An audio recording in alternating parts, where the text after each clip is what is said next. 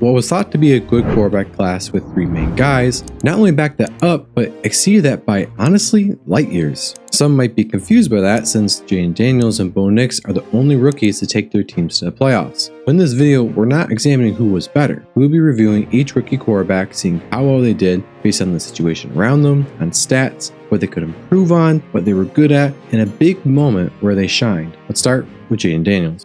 To start, Jayden Daniels threw for 3,568 yards, 25 touchdowns, and 9 interceptions, having 20 big-time throws and 11 turnover-worthy plays. He ended up having an 83 passing grade, ranking 7th of 58 quarterbacks. He had a 90.1 rushing grade, ending up with almost 1,000 yards with 927 yards, 6 rushing touchdowns, and only 5 fumbles. And fun fact, Jayden Daniels broke RG3's rookie rushing record, which is really impressive that he did. Looking at how Jayden Daniels did under pressure, he was about average under pressure overall, having a 54 passing grade, 9 big-time throws, and 8 turnover-worthy plays. Versus him being kept clean, he was graded out to be a top 5 passer with 11 big-time throws and only 3 turnover-worthy plays. But when he was blitzed, he made more mistakes, having a 70.6 passing grade, 7 big-time throws, and 6 turnover-worthy plays. And that's not catastrophically bad. He was solid, and it's honestly perfectly fine, especially as a rookie. Now let's look at things Daniels did well and things he didn't do so well, and then we'll look at his best moment of the season. One thing Jayden Daniels has to do better in is how he handles sacks.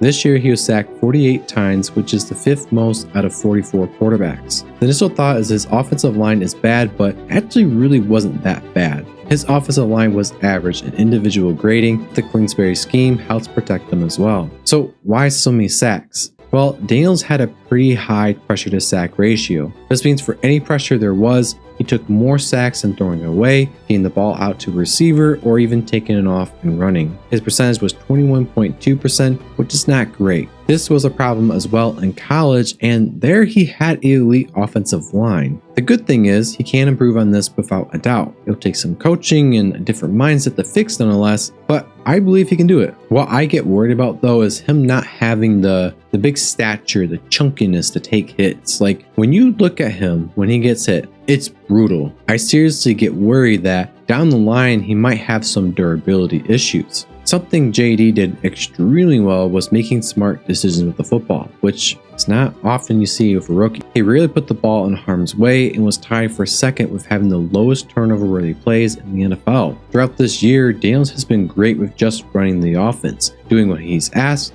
making a play here and there with his legs. But to be an elite quarterback in this league, to be in a tier of Lamar, Mahomes, Allen, and Burrow, you need to be making big-time throws much more often without putting the ball in harm's way more often as well. Admittedly, I'll say that about almost every single one of the rookie quarterbacks. Just more big-time throws, please. What impressed me about Jayden Daniels, and it's something I noticed an announcer saying as well, was how he just looked like he belonged out there. Even with games he wasn't great in, he still wasn't out there looking rattled or nervous. He was cool, calm, and collected, much like Joe Burrow of just looking the part. I know that may not be a flashy thing to point out. It's something none of the other rookies showed to that degree. Now for my favorite part of this review. There are many special plays that Jayden Daniels had this season and in the playoffs, but for time's sake, I'm only doing one play for each guy. But on my film analysis channel, there are going to be reviews on each rookie quarterback for their best and worst games soon. And Jayden Daniels has multiple great games, so you'll see that there too. This game is arguably Jayden Daniels' best game this season, as he's literally playing shutout perfect football with having a 91.3 completion rate, which is absolutely unheard of. And the play I want to focus on in particular was the play to seal the deal for the Commanders. On this play, the Bengals are showing they are sending the house, playing cover 0. With one free rusher storming in, Daniels remains calm and throws this ball on a perfect arc that allows McLaurin time to adjust to it and keep separation, dropping perfectly in his hands in the end zone at the sideline. While Terry gets separation easily, these plays often go incomplete because there's simply not enough time for the quarterback to throw the ball. Not only that, but most quarterbacks often panic and just heave it out of bounds. Jayden Daniels knows very well that he's going to take a big hit and still delivers a beauty to essentially win the game for the Commanders. Oh, and this is his 3rd game in the NFL. There are multiple games this season where people thought Daniels should have fallen short, Each time he delivered, remaining poised and leading his team all the way to the conference championship. I think this review will spark the most debate in the comments below, so make sure you voice your opinion on it. Also, please like the video as well. I can't say enough about how much it helps the video get to more people. Now, Caleb Williams had arguably the biggest expectations of all the guys coming out, as he was a quote-unquote generational talent, but more importantly, the hype around this offense was just going bonkers. The situation around Williams for the Bears was really good. Probably the best ever for a rookie quarterback in recent history at least. And to say the least, Caleb Williams failed in most eyes what he had around him. I agree, but there's two critical things that might blow your mind about Caleb Williams and the reality of the supporting cast. But first, let's look at the numbers of how he did this year. Caleb Williams didn't hit the record for the Bears passing record of 4,000 yards, but he did throw for 3,541 yards at 6.3 yards per attempt, rushing for 489 yards at 6 yards per attempt. He also threw for 20 touchdowns and 6 interceptions, and 0 rushing touchdowns and 10 fumbles. Now, it sounds pretty decent for a rookie, but going into the real advanced stats, a different story is told. Caleb had 24 big-time throws and 19 turnover-worthy plays, having a 3.9% average big-time throw rate, which was basically the same as Jayden Daniels. While being under pressure, Williams had notable things to point out. He really wasn't great when kept clean, which means no pressure, with having a 70.9 passing grade and being ranked 33 of 42 NFL quarterbacks. This is the worst of the rookie quarterbacks and 6 grading points worse than Drake Maye, who had a significantly worse supporting cast. There is more though. There's also a strange saying we see in his grading when he was blitzed versus other pressure and being kept clean. When he was blitzed, Williams was one of the better quarterbacks with having a 74.9 passing grade, 13 out of 39 quarterbacks. But when he faced other pressure and was kept clean, he was one of the worst quarterbacks in the NFL, being 37 of 39 quarterbacks with a 54.5 passing grade. I am not sure why Pro Football Focus doesn't just separate all the other pressure and kept clean, because it would show basically how he played against a 4-man pressure, which must have been catastrophic to drop his grade that much when having kept clean mixed in. Still, this is very interesting information and something to watch going forward. Earlier, I had said there's 2 critical components to Williams' game this year that kind of reflect poorly on him. One of these will surprise you, that being Caleb Williams had one of the best offensive lines in pass protection. Shocker, right? It definitely was for me, and honestly, it didn't make much sense given how much Caleb Williams was sacked this season, which he was the most sacked quarterback in the NFL with 68 sacks. Yikes. So if Williams was sacked the most in the NFL and the offensive line is grading out to be a top 10 pass blocking unit, something's wrong with the grading then, right? Well, no. 2 things can explain this though. You see, Williams was one of the worst quarterbacks in the NFL with his pressure to sack ratio, which is how often he takes a sack when pressured, which was 28.2% of the time, catastrophically bad. That's almost a third of the time he will get sacked when pressured. We know this is on Williams as well as 1, when you watch replays of games, Williams is often getting sacked because he's scrambling around or is not maneuvering the pocket well enough. And 2, Pro Football Focus has allowed pressure stats, which tell you how often the offensive line or quarterback is responsible for pressure. And out of all pressure, he was responsible for pressure 18.7% of the time, which his offensive line was 76.4% of the time, and that was 12th best in the NFL. The other critical component that ties into this, and it's really hard to break down given how long the video already is, but it's the scheme.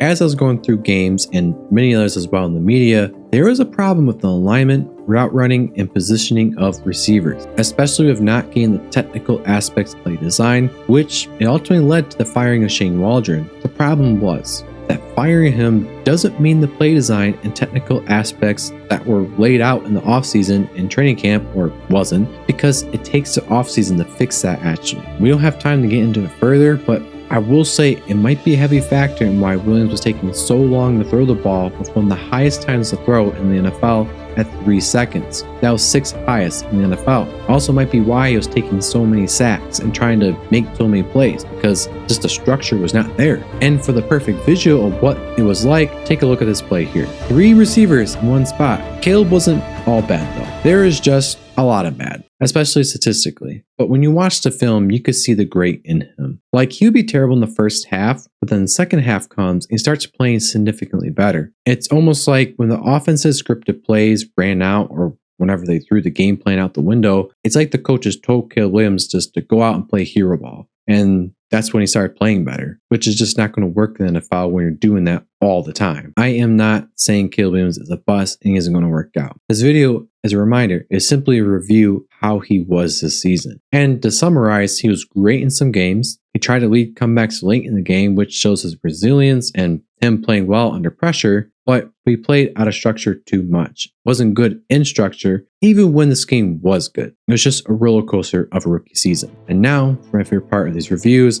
one big moment of the season. In a game against the Vikings where Caleb was all over the place by throw standpoint, making exceptional throws, lots of big time throws, and also throwing the ball to the defense. Williams was the one carrying the offense though, knowing it was him or nothing, and he almost led a great comeback to win the game. This play here was right after the Bears somehow got the onside kick and had the chance to tie the game and go into overtime. The cover seems to be a prevent style and morphs into what you might think of cover 3, kind of. That's Brian Fuller's defense for you though. Williams is going to make a ballsy throw right in the middle to pick up a ton of yards and ensure the Bears can kick the field goal to tie the game. This throw is going to just barely make it over the linebacker and safety to where DJ Moore is, an absolute bullet as well. It's just another example of the special potential that Williams has and shows the Mahomes-like nature of him.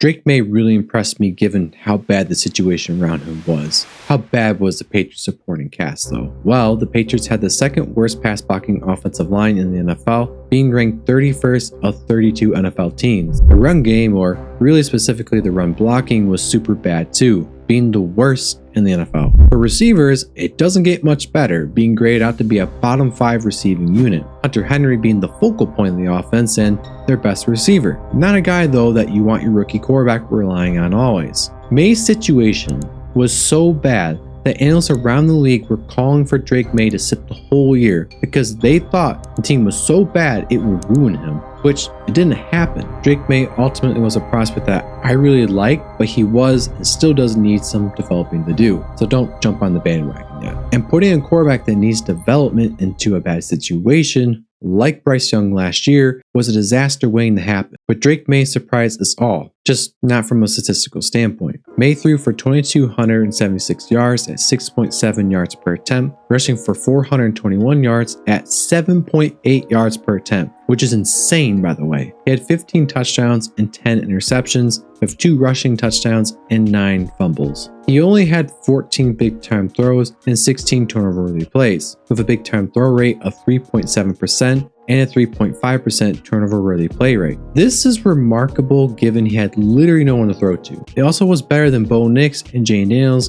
and only 0.2 less than Caleb Williams for big-time throw rate. Drake Maye should have had fewer big-time throws and only much more turnover-worthy plays than the rest of the guys given the situation around him, and that wasn't the case. It's not like he was blowing everyone's socks off either. Everyone just expected him to look terrible, like dog water. And he didn't. He was not freaking out or looking spastic. He did his part and he tried to make the most out of what was happening around him. Now, under pressure, Maye is graded out to be below average, having a 44.4 passing grade, not really surprising. But even when kept clean, he was still not great statistically, having a 76.1 passing grade, which was 29th out of 46 quarterbacks. Drake Maye not having good receivers and possibly scheme could be the reason behind this. It's something to watch though. There was a remarkable difference when he was blitzed versus all other plays, which is interesting. This shows his output remained the same really no matter what was happening. So if Maye's stats didn't look great, even the advanced ones, why are so many people optimistic about him? And to be honest, you really just have to watch the games he played, and you'll notice all the bad surrounding him, but him showing poise and overcoming the adversity. Our critical point as well, he responded to coaching very well, changing from a wide variance,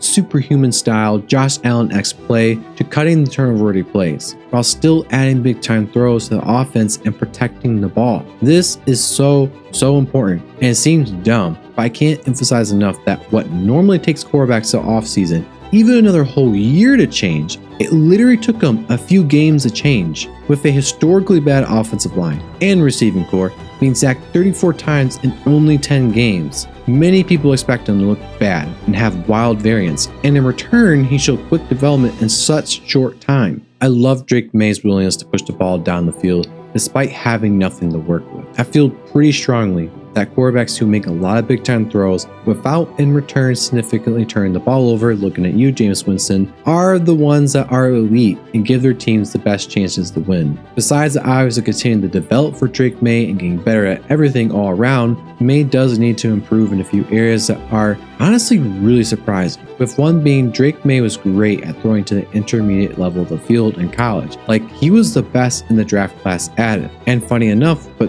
random, is Jayden Daniels was the worst quarterback in the draft class to throw at the intermediate level in college, but was the best this year, like elite level as a rookie. Something didn't translate though with Drake Maye because he was one of the worst quarterbacks in the NFL in turnover-worthy plays when throwing at the intermediate range of the field. I don't know why. Another thing, much like Daniels and Williams, is how he dealt with sacks. When pressured, he had a 21.5 pressure to sack rate, which is impressive given how bad the offensive line was. I think that starts with how he maneuvers the pocket, doing whatever it takes. It can be taken off, thrown away, or making a big time throw. The one play that stood out for Drake Maye though was against the Titans in a game where they were destined to lose, maybe because of him. Maye had a few errors in that game that probably was going to cost him the game anyway, but with 1:45 in the fourth quarter and everything being put on him to drive down the field, it was a perfect test to see if he is the guy. And what does Drake Maye do? He pulls off what the best quarterbacks do. Game-tying touchdown to go into overtime. Coverage is going to be zone coverage, and if this wasn't in the end zone, it might look like Tampa 2 or cover 4. With his pocket somehow staying clean, Maye sees Henry start to get a little open, but there wasn't a window to fit the ball through.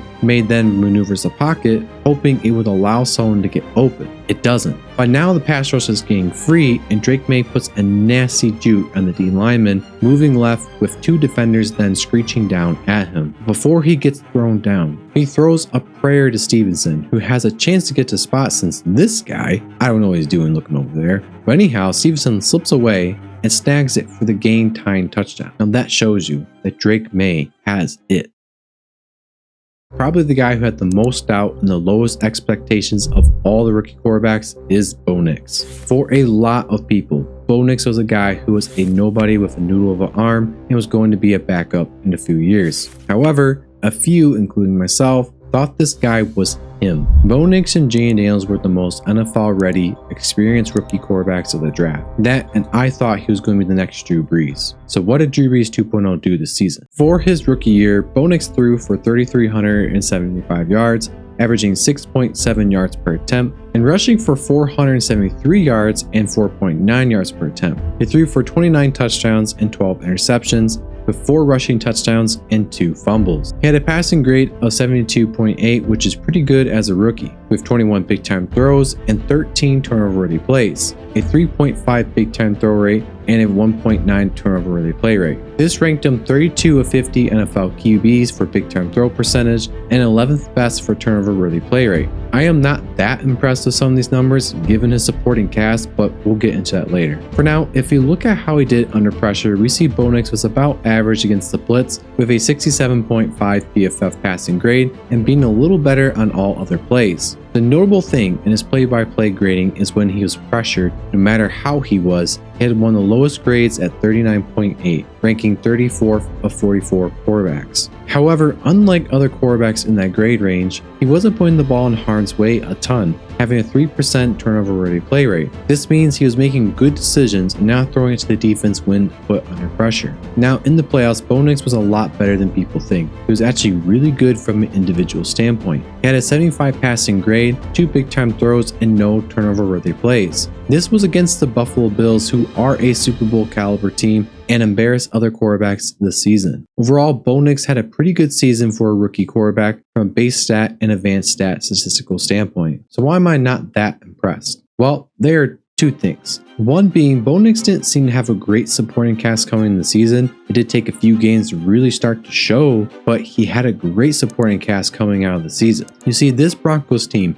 had the #1 overall pass blocking offensive line in the NFL, according to Pro Football Focus. In addition, they were the #1 pass blocking efficient line in the NFL. And to reinforce this, looking at allowed pressure stats by PFF, Bo Nix was the worst quarterback in the NFL for being responsible for pressure being on him him compared to the responsibility of pressure being on the offensive line. I just think he could have added a lot more to the offense, given he has Sean Payton as his head coach, the best offensive line in football, and receivers that I think were a lot better than people think. The other big thing for me was that he wasn't bad against great teams, but when he faced great teams or good defenses, he didn't add to the offense necessarily with big-time throws. Or if he did, it came with some errant decisions. This excludes the game in the playoffs against the Buffalo Bills. Again, he played great in that game. Where he was really good, and something that the other rookie quarterbacks were not good at, was his pressure to sack rate, which is strange since he put a lot of pressure on himself. But when he faced that pressure,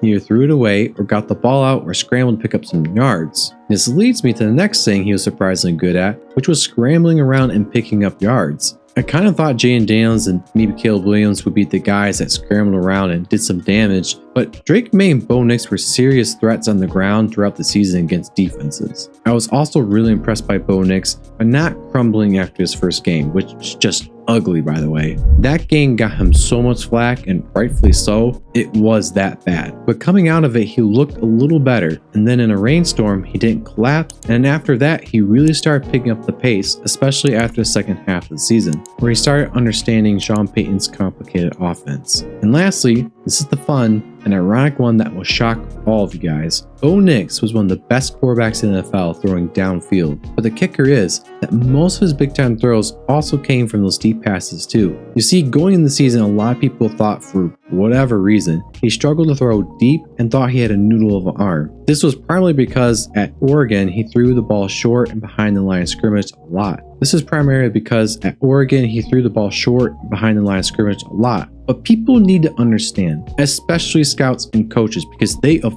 all people should know better, that since the scheme is that way and has been consistent, that doesn't mean the QB can't throw deep or struggles in that area. I am also not saying he has a Josh Allen arm, just he has a lot better of an arm than people think. For his last part, we'll go over one special moment that really impressed me. I chose this play because it is an isolated game on Monday night, and with the season ending in view, the Broncos had to keep winning games, or they would have missed the playoffs. Plus, with Jameis Winston, you know it's going to be a shootout. Now for his play, the Browns are going to be presenting cover 6. But post-snap, you see it morphing to a blob of cover 3. Bo Nix is going to throw it in a clean pocket, but as you see, it is in the back of the end zone, so the pressure is on to do something. Bo is going to deliver a lethal ball directly to Marvin Mims for a 93-yard touchdown. Any second later, and this is going to be picked off or broken up. But he places this ball in such a spot where it's far enough ahead and inside enough to where the defensive back wasn't going to get it. This was on 3rd and 11 as well, after a penalty that backed them up, only adding to the pressure Nix was under while making this throw. It was a laser of a throw that wowed everyone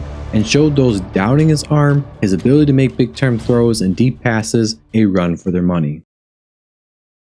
For the final guy, there are only 3 games to go off, so there isn't a ton to be said, and for all we know, he could look even better or worse come next season. But that being said, Penix Jr. looked the best out of all the rookie quarterbacks. And I'm gonna get a lot of hate for that, but if you watched the last game, you'll know why. Expectations for Penix Jr. were pretty much next to nothing to start the year, as Kirk Cousins was the quarterback. And honestly, most of us thought, at least me, Kirk was going to start for at least the season. Well, that went out the window when the Falcons decided not only to start Penix for the Week 16 game, but also to say he's a starter going forward, almost like permanent. Not like Bryce Young where he was benched and had some meat time. So what did Penix do in 3 games? Well, Penix threw for 775 yards, 3 touchdowns, and 3 interceptions with 2 fumbles. Sounds pretty bad, right? But as I like to say, there's more to the story. When we look at Penix's play-by-play grade, he had an 87.6 passing grade, 4th best in the NFL. He also had the best big-time throw percentage in the NFL by a far margin,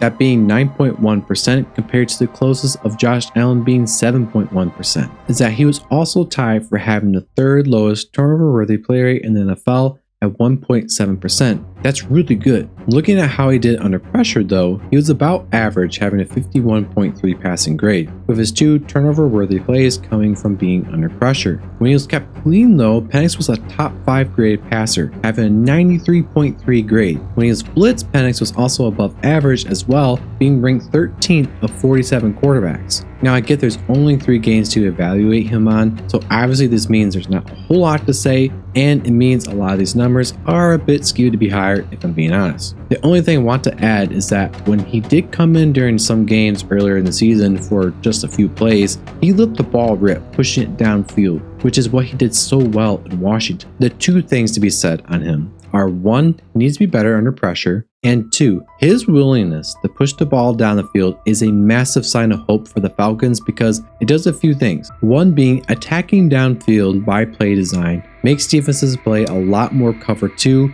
cover 4, cover 6 to stop deep passes. Now this is usually done by play design, but if you have a quarterback who can make big time throws, it still opens up the playbook for passes downfield because for making those tight window throws, even if the coverage is perfect. 2 being the Falcons offense has a scheme, offensive line, and 2 elite running backs, so playing cover 2 and cover 4 opens up the run game to be dominant. So for Falcons fans, the days of offensive blunder should be behind you. Now for Michael Penix's special moment, it really comes down to the last game of the season, where we saw, in my opinion, the NFC Super Bowl happen, with 2 possible top 5 passers dueling with nothing on the line. Penix went bonkers in this game, having 7 big time throws and no turnover-worthy plays. Insane stuff. Now for a special play, the Panthers defense is presenting cover 4, but then rotates to cover 3. And trying to confuse Penix, they fall right into his best strength, big time throws. Penix is indeed going to have a perfect pocket to throw from, but this throw is very difficult nonetheless. You see, the safety is sitting right there watching Penix, but despite him watching Penix, he makes a gorgeous throw, perfect spiral, perfect spot, and fitting it in like a glove. Michael Penix Jr. is either going to be the greatest steal of the draft or an average QB, in my opinion. If you guys enjoyed the video, please leave a like. It helps YouTube show this video to more people. And subscribe if you want to see more of my football content. I got a lot of draft videos in the making and some analysis on controversial quarterbacks in the NFL coming after this video. See you next time.